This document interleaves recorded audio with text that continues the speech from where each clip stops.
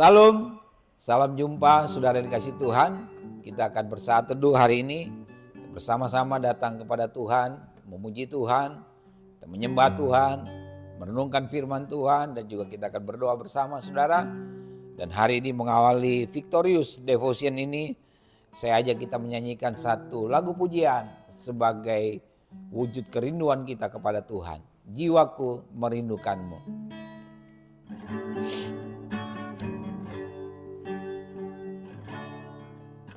Jiwaku merindukanmu, ya Allah yang hidup. Jiwaku haus kepadamu, ya Allah yang hidup. Ku bersyukur kepadamu, sumber pengharapanku, penolongku dan Allahku, tiada yang sepertimu. Jiwaku merindukanmu, jiwaku merindukanmu, ya Allah yang hidup. Jiwaku haus kepadamu,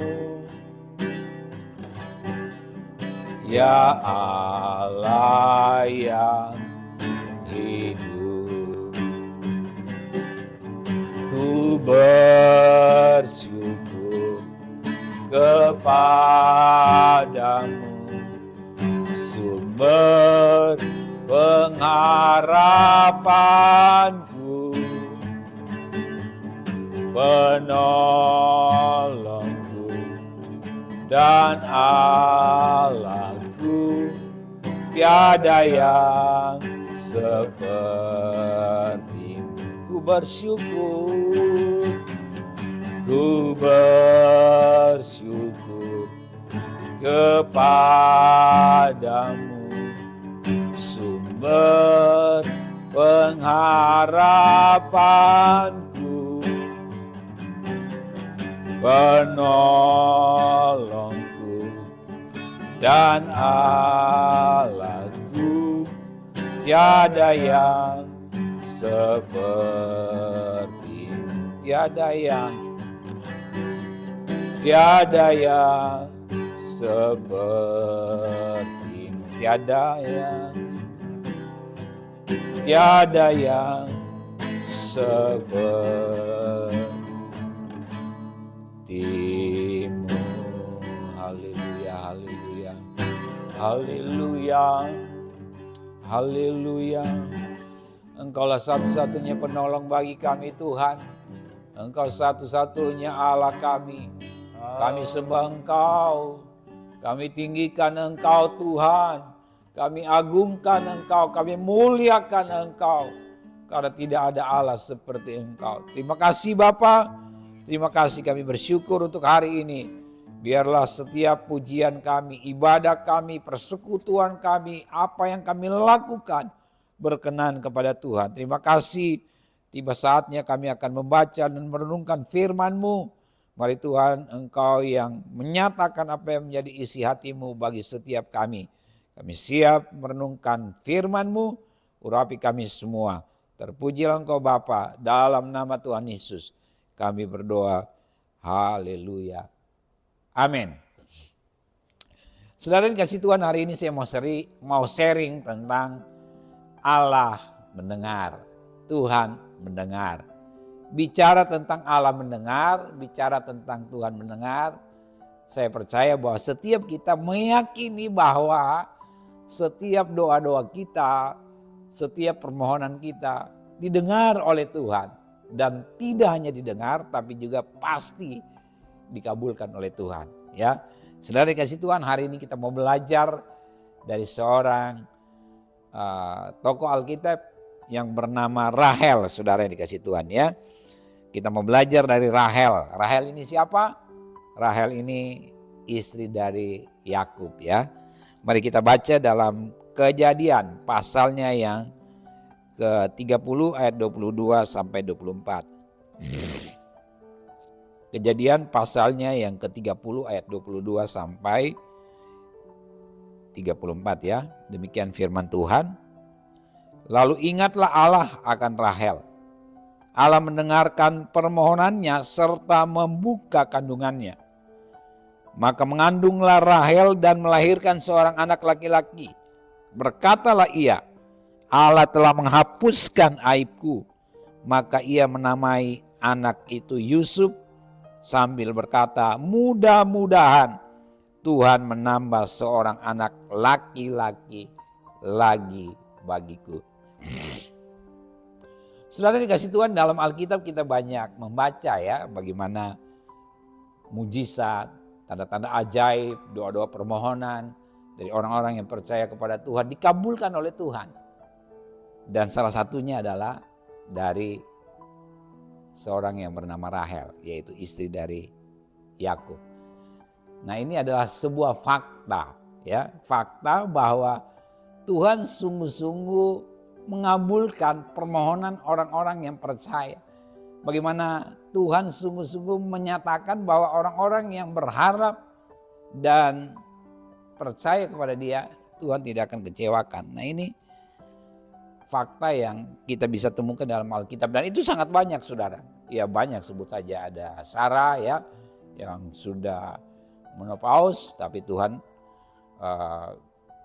bisa buka rahim Sarah dan akhirnya bisa mengandung. Ya banyak lagi nabi-nabi, tokoh-tokoh Alkitab yang Tuhan dengar permohonan mereka, Tuhan dengar doa-doa mereka sehingga Tuhan mengabulkan apa yang mereka kehendaki. Dan itu bukan hanya dalam tokoh-tokoh Alkitab, saudara.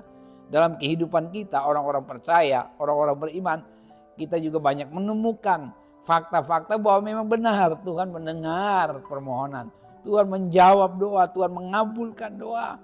Bukan hanya tokoh-tokoh yang ada di luar sana atau mungkin tokoh-tokoh yang menulis kesaksian di buku-buku atau ada kesaksian-kesaksian di YouTube. Tapi saya juga percaya bahwa kita juga pasti pernah mengalami bagaimana Tuhan mendengar dan mengabulkan doa-doa kita. Karena itu saudara dikasih Tuhan, kita jangan pernah berhenti untuk terus percaya kepada Tuhan, karena ya Tuhan bisa melakukan sesuatu yang dahsyat dalam hidup kita asal kita sungguh-sungguh ya percaya, kita sungguh-sungguh berharap kepada Dia, kita sungguh-sungguh menyerahkan seluruh pergumulan kita kepada Tuhan. Nah, saya belum meneliti di sini berapa lama Rahel memohon kepada Tuhan dan baru Tuhan mengabulkan apa yang menjadi permohonan Rahel, saudara dikasih Tuhan. Pasti ini bertahun-tahun, karena memang dalam kisah Yakub ini punya istri, kakak dari Rahel yang namanya Lea, begitu ya. Walaupun awalnya dia naksirnya kepada kepada Rahel, saudara dikasih Tuhan, tapi karena mertua dari Yakub ini menginginkan supaya yang menikah lebih dulu adalah kakak dari Rahel, yaitu Lea, akhirnya ya dibikinlah sebuah semacam tantangan buat Yakub supaya mendapatkan Rahel ya. Dan Lea ketika menikah dengan Yakub langsung punya anak, tapi Rahel menikah dengan Yakub ya butuh beberapa waktu lamanya untuk bisa punya anak. Dan Rahel terus memohon kepada Tuhan, saudara dikasih Tuhan. Dan memang ya kedaulatan itu ternyata ada pada Tuhan.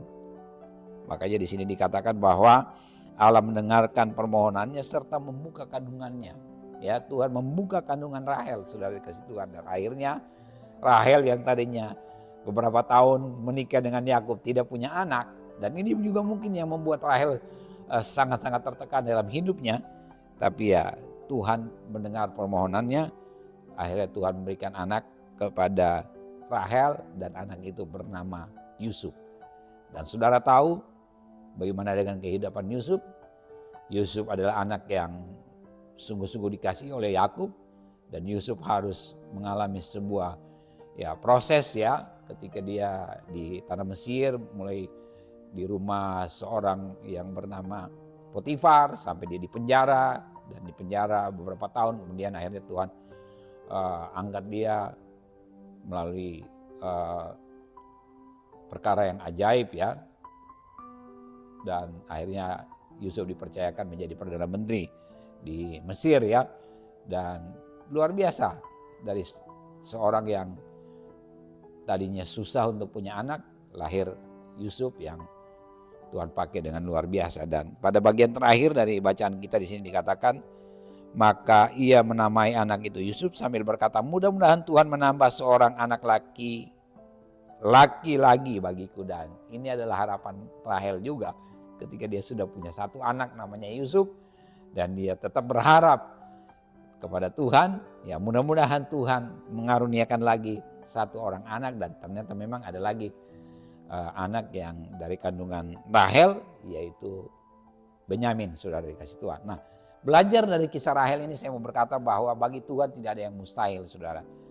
Tuhan yang berdaulat atas hidup kita, Tuhan yang berkuasa atas hidup kita, Tuhan yang bisa melakukan mujizat dalam hidup kita. Karena itu saudara dikasih Tuhan, mari kita sungguh-sungguh mempercayakan hidup kita sepenuhnya kepada Tuhan. Mungkin saudara berkata, tidak mungkin lagi Tuhan bisa tolong saya.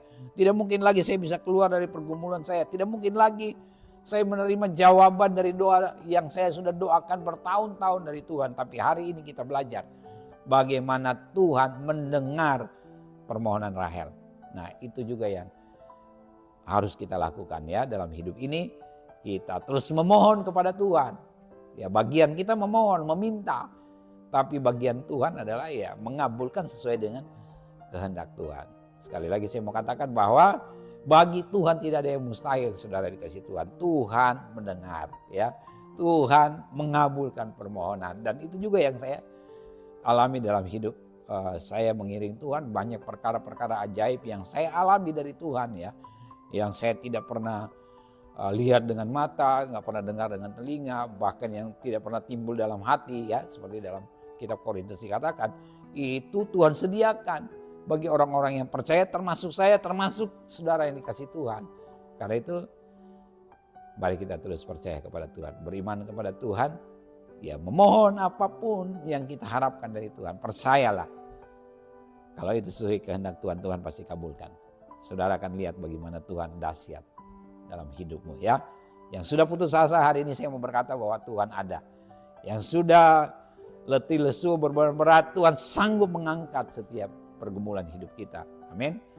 Karena itu saudara, inilah renungan firman Tuhan yang saya bisa bagikan hari ini. Terus percaya kepada Tuhan. Bagi Tuhan tidak ada yang mustahil. Mari kita bersatu dalam doa. Terima kasih Tuhan, kami bersyukur, kami belajar dari firman-Mu. Bagaimana Tuhan mendengarkan permohonan Rahel, dan Engkau mengaruniakan Rahel seorang anak. Bahkan tidak hanya satu anak, tapi Tuhan menambahkan satu anak lagi bagi Rahel. Karena itu Tuhan, kami terus menaruh harap dan percaya kami kepadamu. Engkau Tuhan yang sanggup melakukan yang tidak mungkin menjadi mungkin. Kami terus percaya kepadamu. Kami bawa pergumulan kami kepadamu. Kami bawa setiap masalah dalam setiap pekerjaan dan rumah tangga kami kepada Tuhan. Kami percaya Tuhan sanggup dan mendengarkan setiap apa yang menjadi doa-doa dan permohonan kami. Kau akan mengabulkan sesuai dengan waktu-Mu Tuhan. Terima kasih Bapa, terima kasih Tuhan. Kami sungguh bersyukur dan kami bangga punya Allah seperti Engkau yang sungguh dahsyat dan luar biasa. Engkau berkati setiap umat-Mu yang sakit Tuhan sembuhkan, yang kekurangan Tuhan cukupkan, yang dalam pergumulan berat Tuhan hadir dan campur tangan, yang dalam keadaan bermasalah dalam rumah tangga, usaha, pekerjaan, Tuhan yang campur tangan. Sehingga semua persoalan hidup yang dialami oleh umat Tuhan bisa terselesaikan karena Tuhan ada di dalamnya. Terima kasih Bapa, kami sungguh bersyukur pada hari ini. Dalam nama Tuhan Yesus, haleluya, amin. Demikian Victorious Devotion hari ini. Salam kemenangan, Tuhan Yesus memberkati.